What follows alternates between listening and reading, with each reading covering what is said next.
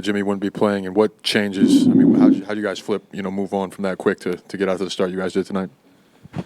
Literally, as coach was drawing up the play before the jump ball, I know it's a personal situation, but we, the good part is you don't really have time to react at that point. It's just Will steps in, just get our matchups and just try to, play sound basketball offensively so that we can, establish ourselves in the first quarter and give ourselves momentum and make our presence felt so you're not chasing because you understand without Jimmy you are a different team. And thankfully we were able to do that early. And, the plus minus of the second unit, Melt, Al, BP, Buddy coming in, playing some great minutes. It was by committee. Steph, how rewarding was it to see Buddy get those first quarter minutes and the immediate impact that he made? Yeah, he's been putting in work behind the scenes. You all see him during the games. He has such a good energy about him, lifting the team, talking, smiling, having a good time, even though things haven't gone his way. And, for him to get rewarded like that, but also be ready, it's a tough, ask, especially – again, not knowing Jimmy wasn't going to play until 2 seconds before the game. He has to kind of rework his mind, to get ready, and he did that. You seem to really like that three that he made right in front of your guys' bench too. Yeah, for sure. We love a shooter. It was a tough angle, tough shot, but that's what he does. Steph, 3 straight games where at least 10 players from Warriors have made a three. What's working in terms of creating those open shots? Proper spacing, keeping our turnovers low. So usually when you're doing that, even if some are tough looks, like guys get a rhythm and the morale of the offense is high the whole game. Confidence builds from that, and then you just make shots. And we have capable shooters all up and down the roster. To your point, though, is how you create good looks that gets everybody involved. So it's a fun way to play, not knowing who's going to get it on any possession. You guys led wire to wire this game. How much of a difference does that make for you to be able to get an extra breather, take some extra time on the bench, going into a tough road stretch ahead? Yeah, we've had a couple games recently where starters haven't either not played the whole fourth quarter or, to your point, been able to get some rest the last parts of the game because we've had a significant lead. Our defense has been great, and playing with a lead, executing early in the game so that you make it as easy as possible on yourself.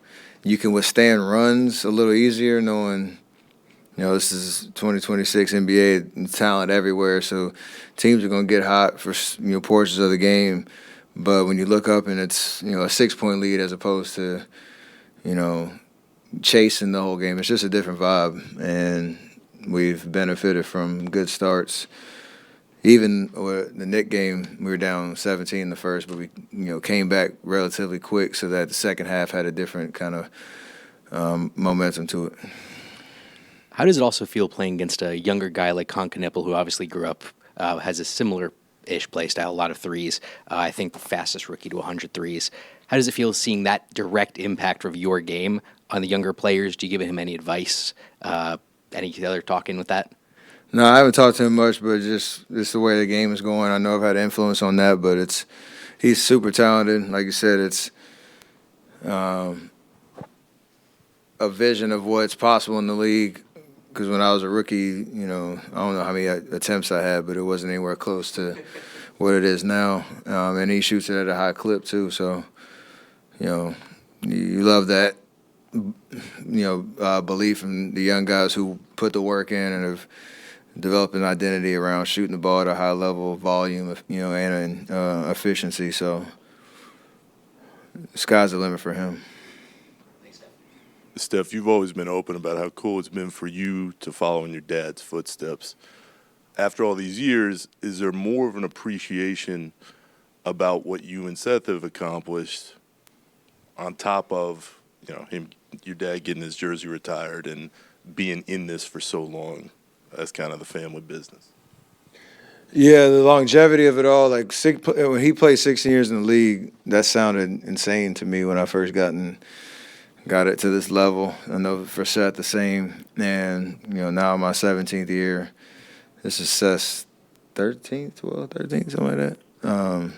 It's just crazy that, I've eclipsed that. Seth is, on his way, just understanding what it takes to not only make it to this level, but,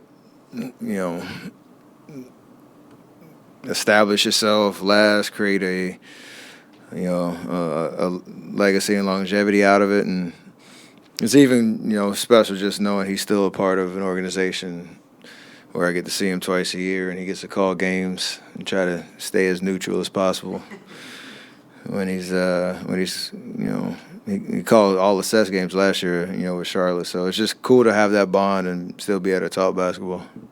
And Steph, when you look at the contribution that Anthony Melton's made just recently, just talk about his presence, how he's been a spark, a catalyst for you guys off the bench. And, there's times when he ignites the offense, even if you're having a slow game in the beginning. Just talk about his presence. And then is this something you guys envisioned when you guys got him last year before he went down with his injury?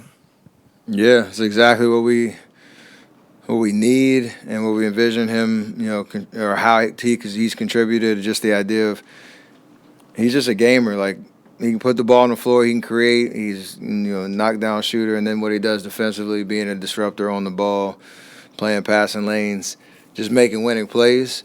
And his aggressiveness to score has helped us, no matter who he's out there with, because certain guys, me, Jimmy, are gonna get a lot of attention. And if you're swinging it to the weak side and he's the one making the play, or he can even initiate and break people down off the dribble, just gives us a whole nother look. So to the point of what he was last year before the injury and how he's worked to get back healthy, and the difference he's made since he's been in the lineup has been amazing. And he's continued to get better. I think bumping his minutes up and looking stronger every day. Steph, does it bother you in any way being guarded the way they did in a regular season game tonight? There's a part of you that fights it just because it's not real basketball, but there's also a part of it is flattering.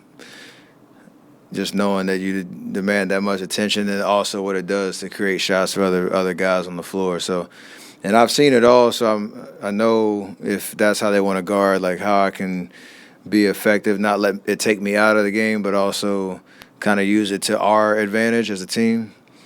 And then it's also funny at times just how egregious it is. There's one possession I gotta find I'm actually gonna get the footage. I actually stayed back in the backcourt a long time on purpose just to see how long Sion would stay with me. So that was a fun one. Yeah, there's a clip of Colin Sexton covering you when you left the court. Yeah, we both knew what we were doing there. We were having fun.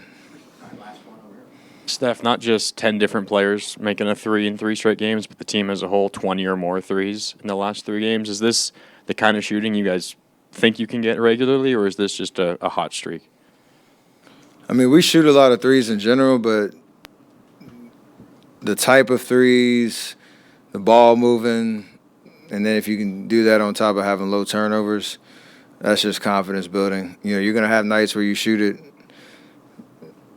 Well, I think we've had a couple nights we've been close to 50%. We've had some nights where we've been in the low 30s, but you don't want to ride that emotional roller coaster. You kind of understand the type of offense that we play, the type of shots we're going to get, and on the whole, you'd hope that there'd be more nights like this. So I like where we're at. Great.